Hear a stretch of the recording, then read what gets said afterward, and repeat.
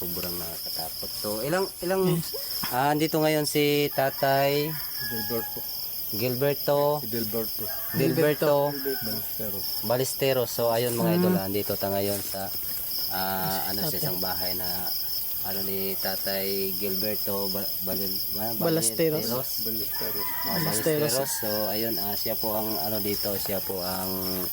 dito sa bahay na to. So Atay, pwede mo ba isalay yung mga dito, yung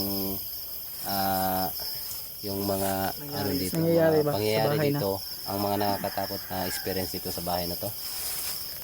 Ang uban ay makita nga naida kong kabaw nga mamintana diya sa buong Mas balay. sa balay na. Ay tama dito itong giingon kanina sa kiningkuan, barangay Tano dito. Lagi. Nang nakakita doon sa kabo sa